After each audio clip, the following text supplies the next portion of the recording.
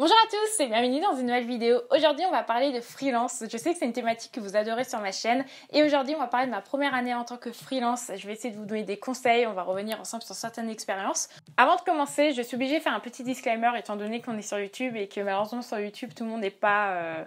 je dirais pas ouvert d'esprit, mais du moins, tout le monde n'a pas le recul nécessaire pour comprendre certaines choses.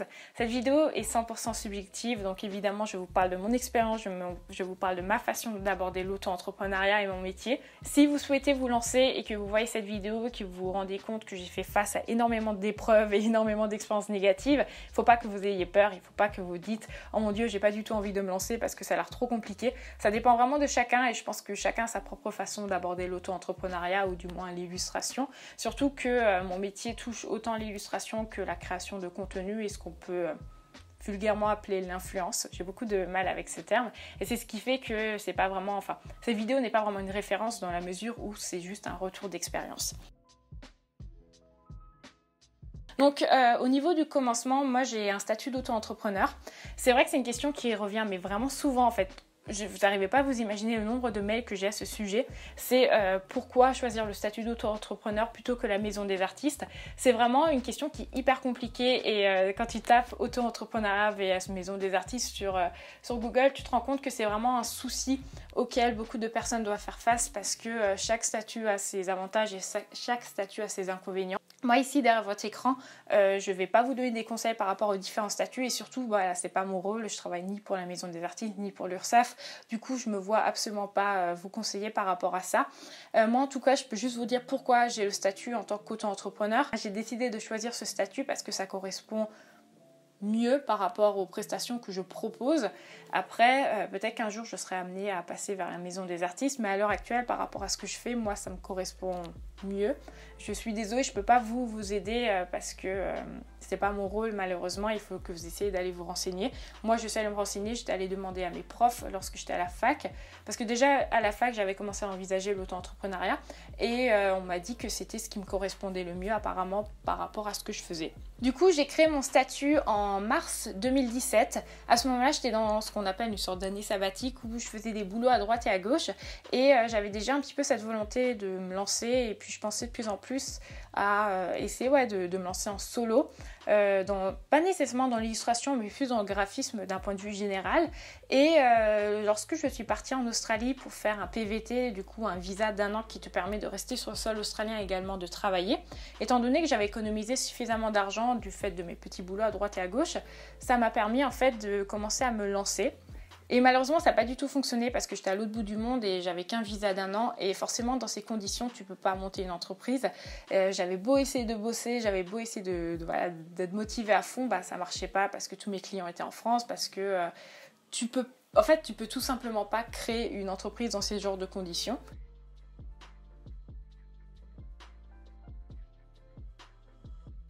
Et l'année dernière, du coup en début d'année, c'est-à-dire vers janvier-février, j'ai commencé à envisager de plus en plus le modèle salarial et j'ai commencé à envisager de travailler en tant que motion designer dans une agence. Et c'est d'ailleurs une des raisons pour laquelle je suis rentrée en France. Je suis rentrée en France en mars 2018 et j'avais prévu en fait effectivement de me chercher un boulot. Du coup quand on rentre d'une année à l'étranger, forcément on n'a plus grand chose, c'est-à-dire que moi j'avais plus d'appart, plus de voiture, plus de boulot. Je suis allée m'inscrire à Pôle emploi et j'ai eu droit à les allocations chômage qu'on appelle les ARE, aide à la reprise d'emploi. Et j'avais prévu du coup grâce à cet argent de suivre une formation et d'essayer de me trouver un boulot le plus rapidement possible. Sauf que les choses ne se sont pas du tout passées comme prévu. Je suis arrivée en France et j'ai eu, que je vous en ai déjà parlé dans une de mes vidéos, certaines entreprises qui m'ont contactée pour du boulot en tant que freelance. Et notamment il y a eu un boulot que j'ai absolument adoré. J'ai travaillé sur un shooting photo pour Kerastase et j'ai dû faire des tatouages en fait sur les modèles. Et j'ai trouvé ça vraiment trop chouette et ça m'a trop plu en fait d'avoir cette liberté de faire un petit peu les choses que j'aime entre guillemets. Et à ce moment-là, je me suis de nouveau dit mais putain vas-y pourquoi tu te lances pas et tout. Et j'étais un petit peu perdue à ce moment-là et c'est à peu près la même semaine où je suis allée à mon premier rendez-vous pour l'emploi. Et là je suis tombée sur une conseillère qui était vraiment trop cool. Ça m'a vraiment fait du bien d'être avec une personne qui m'a encouragée dans mes projets et je lui ai expliqué voilà ma volonté peut-être de me lancer en tant que freelance, mais en même temps que j'étais pas fermée à l'idée de me chercher un boulot dans une agence. Et cette personne en fait m'a dit que grâce à Pôle emploi, tu peux toucher les allocations chômage et créer ton entreprise. Ce qui signifie en fait que je pouvais continuer à toucher du coup mes allocations chômage et essayer de monter mon entreprise. Et ça c'est vraiment un gros plus. S'il y a certains d'entre vous qui souhaitent devenir freelance, vraiment essayez de vous renseigner avec Pôle emploi ce qui peut se mettre en place. Ça peut vraiment être un énorme coup de pouce. Je sais que sans ça je me serais jamais lancée. En matière de chiffres, si ça peut vous intéresser, j'ai touché entre 700 à 1000 euros par mois pendant 10 mois du coup.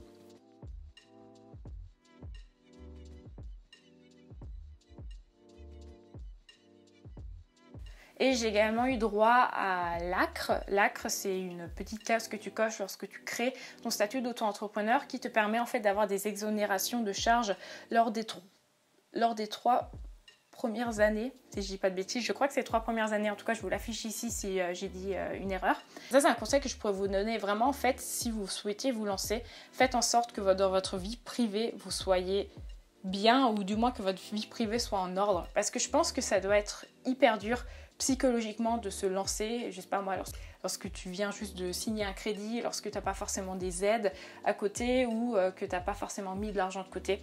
Moi honnêtement, si vous souhaitez vous lancer, le conseil que je peux vous donner, c'est soit effectivement d'être suivi par Pôle emploi, soit de mettre suffisamment d'argent pour vous lancer. Et moi en fait j'étais vraiment safe par rapport à ça, je savais que dans tous les cas j'allais avoir de l'argent et c'était le moment parfait en fait pour me lancer. Je vous mettrai d'ailleurs en barre d'infos la vidéo de Sarah Faber qu'elle a sortie il n'y a pas tellement longtemps, qui est exactement la même vidéo que moi sur sa première année en tant que freelance. Et elle, du coup, elle a expliqué qu'elle avait économisé, je crois, 4 mois de salaire, un truc du style. Et dans sa vidéo, elle dit que 4 mois de salaire, avec du recul, elle trouve que c'était un petit peu limite. Et moi, honnêtement, après, ça dépend. Et après, voilà, ça dépend de plein de choses. Ça dépend avec combien d'argent tu vis. Ça dépend de ton carnet d'adresse. Ça dépend si tu as déjà bossé là-dedans. Mais honnêtement, je vous conseillerais de mettre plusieurs mois de salaire de côté lorsque vous vous lancez.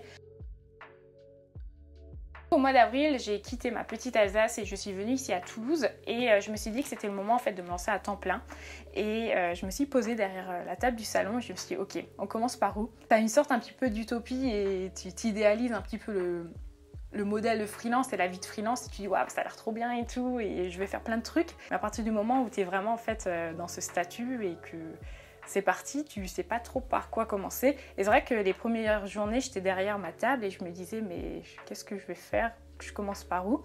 Parce que c'est vrai qu'être freelance, on n'y pense pas tout le temps, mais si tu n'indiques pas ta présence aux autres, les autres ne viendront pas vers toi. Et c'est ça en fait, je crois qu'en tant que freelance, j'avais vu ça dans une vidéo, tu bosses uniquement 10 jours par mois et tu passes à peu près 20 jours à prospecter, un truc du style, j'avais vu ça. Après, je sais pas si c'est vrai, ça dépend des personnes, mais tu passes énormément de temps à t'occuper de ton site internet, à prospecter. En fait, tu es tout le temps obligé d'indiquer que tu es là. Et du coup, j'étais derrière ma table et je me disais, mais je commence par où? En fait, personne ne sait que je suis freelance et personne ne sait que j'existe.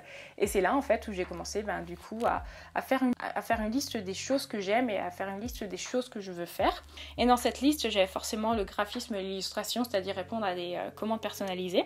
Je souhaitais lancer ma boutique Etsy. J'avais déjà ma boutique Etsy, mais elle fonctionnait pas trop et puis je l'avais fermée lorsque j'étais en Australie, enfin bref. Ensuite, je voulais lancer un Patreon. Je voulais déjà lancer un Patreon à ce moment-là. Et surtout, je voulais faire de la création de contenu et de l'influence parce que j'ai eu notamment mon premier placement de produit que j'avais fait avec Booking.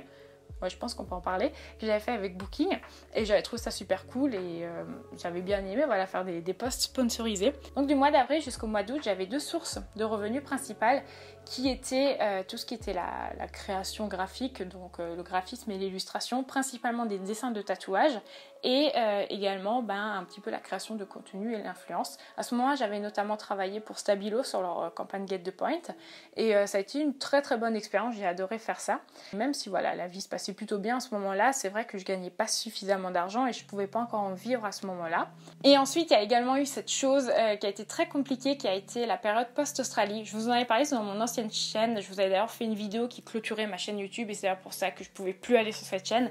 Mais j'ai eu un petit peu cette déprime post-expatriation, je peux dire ça comme ça. Je pense qu'il y a certains d'entre vous qui peuvent se reconnaître à travers ça. Tu sais, lorsque tu pars vivre à l'étranger et que tu es un petit peu loin du monde et loin de tous tes soucis et tout, tu rencontres des gens, enfin, tu vis des trucs de fou. Moi, genre, ce que j'ai vécu là-bas, c'était vraiment, vraiment trop bien. J'avais une colocation, c'était la meilleure colocation de toute ma vie. Genre même encore hier, j'en parlais avec une copine à moi et c'était juste trop bien. C'était des énormes vacances. J'étais avec des personnes qui étaient exactement comme moi. On était tous des artistes, tous des créatifs et c'était incroyable. Et du jour au lendemain, ça s'arrête. Du jour au lendemain, chacun rentre dans son pays et du jour au lendemain, tu sais que ces personnes avec lesquelles tu as vécu un truc de fou, ben, tu les reverras certainement plus jamais de ta vie. Et pour moi, ça a été vraiment très compliqué. On va dire que j'ai eu un petit peu un retour de bâton vers avril-mai et j'ai commencé vachement à me déprimer en me disant mais qu'est-ce que je fais en France, pourquoi je suis là, mon activité elle fonctionne pas. Et le fait d'être déprimée, ben, ça m'a beaucoup fait du mal également dans mon activité. Et ça aussi, pour un petit peu revenir à ce que je vous disais avant, essayez vraiment de vous sentir bien dans votre peau lorsque vous vous lancez. Parce que je pense que la frontière entre la vie privée et la vie professionnelle, surtout lorsque tu travailles depuis chez toi, est vraiment hyper mince. Et à un moment ou à un autre, tu peux pas le matin, si tu es déprimé, te dire bon bah je vais bosser et ça ira mieux. Parce que surtout si tu travailles chez toi, les deux sont liés. Moi je le vois, genre mon lit il est ici, mon bureau il est là. Je veux dire si maintenant ça va pas ici dans ma vie privée, je peux pas faire 20 cm pour aller à mon bureau et me dire bon ça ira mieux maintenant. Et à ce moment-là j'étais vraiment pas bien dans ma vie entre guillemets, j'étais vraiment déprimée, je savais pas ce que je faisais en France, je savais pas vers quoi j'allais et ça a vraiment impacté sur mon boulot. Et je pense que c'est ce qui a fait qu'au début j'arrivais pas vraiment à gagner d'argent. Les choses ont commencé à vraiment devenir positives pour mon activité au mois d'août et pourtant c'était pas gagné d'avance. L'été dernier a été très compliqué parce que je gagnais pas suffisamment d'argent et que je savais pas vraiment vers où j'allais, j'étais un petit peu déprimée. Et au mois d'août, j'ai décidé d'ouvrir une nouvelle chaîne YouTube. YouTube, je sais pas comment considérer cette activité parce que je la considère un petit peu comme mon boulot. Mais en même temps, je gagne pas d'argent, donc est-ce que je peux considérer ça comme mon boulot? Mais c'est quelque chose que je prends vraiment très sérieusement. Et en fait, j'avais supprimé mon ancienne chaîne YouTube et je me suis rendu compte que créer des vidéos, c'est vrai, c'était vraiment ma passion, c'était vraiment quelque chose qui me manquait.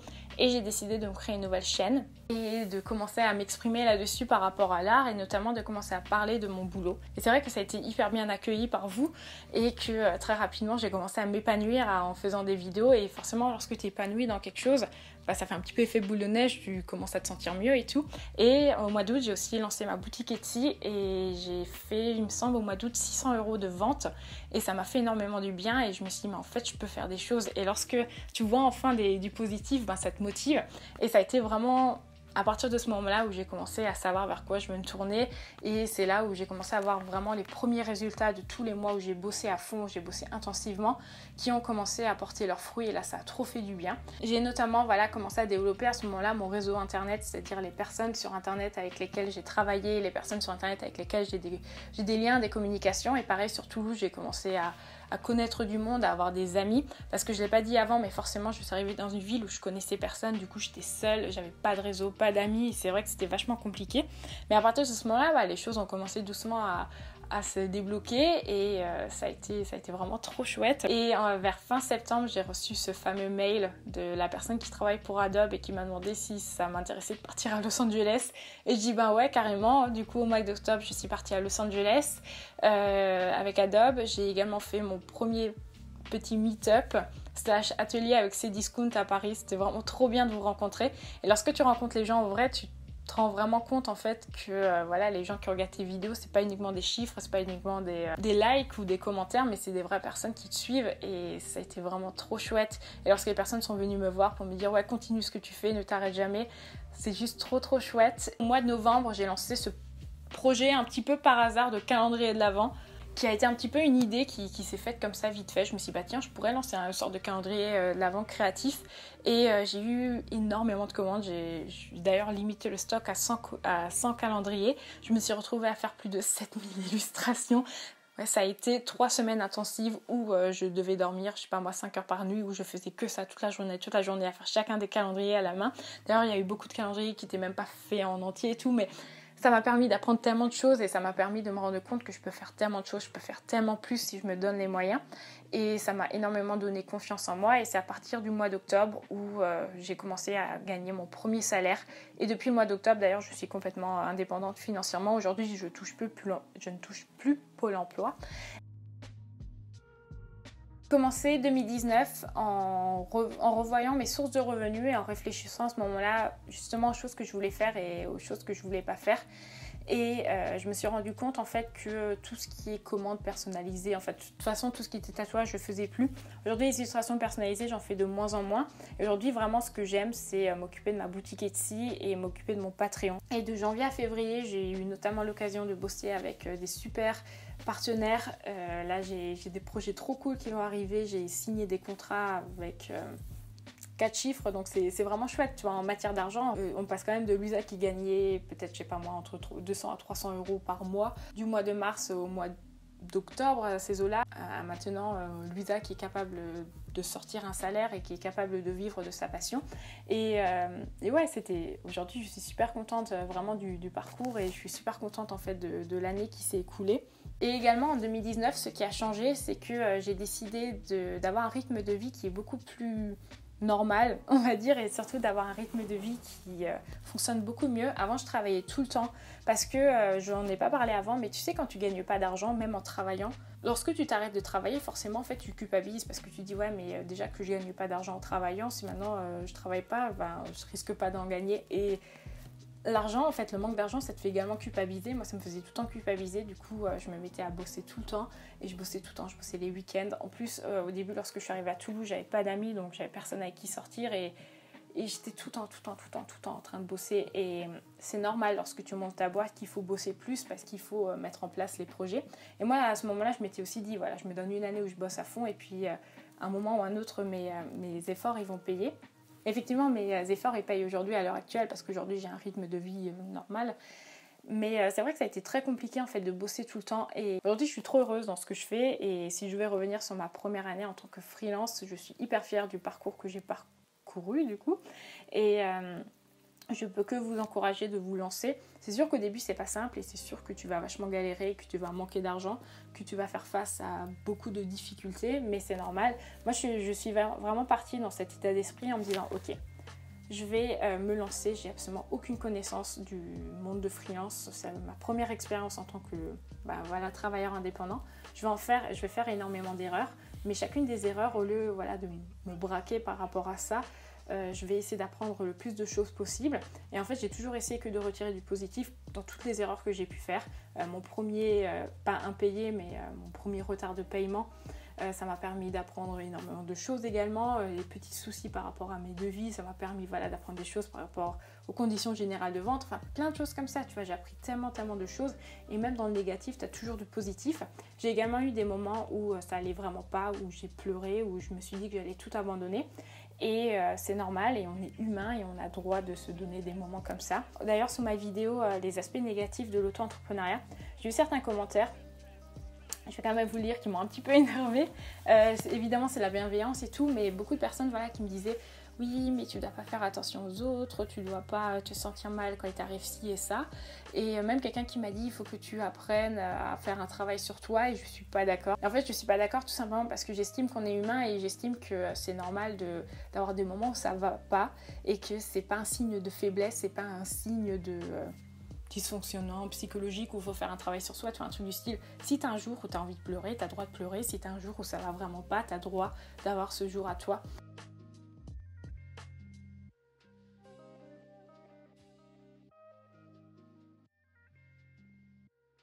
Et j'en parle pas nécessairement sur internet, vous ne voyez pas dans mes studios vlogs, mais il y a aussi des jours où ça va pas et c'est normal. Et vous avez complètement droit. Et des fois, tu vois, ça m'attriste un petit peu cette volonté de toujours faire en sorte que tout est bien, que tout est beau et que lorsqu'il y a une difficulté, il faut juste fermer les yeux dessus. Parce qu'il y a effectivement peut-être des personnes qui peuvent le faire et c'est très chouette pour ces personnes. Mais en attendant, on est tous humains et en attendant, on a tous des sentiments et on est tous dans une pression. Et c'est normal si maintenant il te manque 300 € pour finir le mois et que tu reçois un mail d'une personne qui ne veut pas te payer, que tu as envie de craquer. Et c'est vraiment une chose que j'ai apprise pendant cette année, c'est que voilà, si j'ai des moments où ça va pas, ça va pas. Je me donne une soirée pour déverser toute ma tristesse et puis le lendemain ça va à nouveau mieux. Et vraiment si vous souhaitez vous lancer en tant que freelance, ne vous mettez pas trop la pression non plus, n'essayez pas d'être parfait, prenez également de la distance par rapport aux réseaux sociaux. Je sais que dans nos sociétés l'auto-entrepreneuriat c'est un petit peu synonyme de réussite dans la mesure où on te dit ouais mais si t'as pas monté ta boîte c'est que t'as pas forcément réussi ta vie. Voilà, les auto-entrepreneurs même eux essayent de se vendre, essayent de se mettre en avant, mais une fois de plus comme on le sait bien c'est pas la vie réelle. c'est normal aussi d'avoir des moments où ça va pas, c'est normal aussi de devoir faire face à des difficultés. C'est aussi pour ça aujourd'hui que je fais cette vidéo, c'est justement pour vous montrer que moi aussi j'ai dû faire face à des difficultés, pour moi aussi ça n'a pas été simple et que moi aussi j'ai des moments où ça va pas. C'est pas parce que vous voyez sur Instagram les nanas qui mettent dans leur bio genre hashtag girlboss, hashtag auto-entrepreneurial, je sais plus comment tu dis en anglais, et que tu les vois bosser 7 jours sur 7, 12 heures par heure, 12 heures par jour, et que la vie elle est parfaite, que si votre vie elle ne ressemble pas à ça, c'est que vous n'êtes pas forcément de bonnes chefs d'entreprise. Du coup, je pense que j'ai un petit peu résumé cette année. Ça a été une année qui a été très compliquée au début, ça a été une année pendant laquelle j'ai quelquefois voulu abandonner, mais d'un point de vue général, je savais qu'à un moment ou à un autre, ça allait fonctionner. Je suis quelqu'un qui croit beaucoup en la loi de l'attraction et j'applique la loi de l'attraction. J'ai mon petit carnet avec lequel je communique avec l'univers tous les soirs. Et du coup, je pense que c'est aussi une notion qui m'a beaucoup aidée pendant cette année. Si vous souhaitez vous lancer et que vous êtes vachement ouvert par rapport à ce genre de choses, n'hésitez pas à aller vous renseigner par rapport à la loi de l'attraction, par rapport à l'univers, par rapport à la manière de communiquer avec lui. C'est assez marrant parce que justement, avant, en faisant le script de cette vidéo, je me suis rendu compte que les choses, elles ont vraiment changé à partir du mois d'août pour moi. Et c'est justement au mois d'août où j'ai commencé à tenir un carnet de gratitude qui me permet vraiment en fait de remercier l'univers pour les choses positives qui m'arrivent dans la vie. Et ça me permet vraiment en fait de me concentrer sur le positif. Vraiment une chose qui devrait ressortir à travers cette vidéo, c'est que peu importe le projet que vous souhaitez vous lancer dans la vie, à partir du moment où vous le faites avec le cœur, à partir du moment où vous êtes positif, à partir du moment où vous voyez que le meilleur, il n'y a pas de raison que ça marche pas en fait. Et moi c'est vraiment une chose que j'ai apprise pendant cette année, c'est que faut toujours avoir de la gratitude pour ce qu'on a. Même si tu fais que 300 € de chiffre d'affaires à la fin du mois, en attendant t'es vivant, en attendant t'as un toit, en attendant t'as de quoi manger, et puis même t'es chef d'entreprise. Et ouais, être positif, c'est une chose qui est très importante. Du coup, je voulais vous remercier, comme d'habitude, du soutien que vous m'apportez ici. Je suis très heureuse de pouvoir également vous inspirer. Il y a beaucoup de personnes qui m'écrivent parfois en me disant « C'est bon, Lisa, je me suis lancée en freelance grâce à toi et je suis trop contente. » Et ouais, et si ça marche pas maintenant, ne vous mettez pas la pression. Moi, ça n'a pas fonctionné lorsque j'étais en Australie et puis ça fonctionne maintenant. Ça m'a pris, je dirais, plus d'1 an et demi avant que ça fonctionne. Ou même plus, genre 1 an et demi, 2 ans. Ça prend du temps, mais c'est la vie, il faut pas se comparer. Et puis voilà, je suis persuadée, comme je l'ai dit avant, que si vous mettiez votre cœur dans ce que vous faites, il n'y a pas de raison que ça marche pas. Je vous remercie de m'avoir écouté. Et puis, si vous avez encore des questions, n'hésitez pas à me le mettre en commentaire. J'espère que cette vidéo vous aura plu. Et on se dit à très bientôt.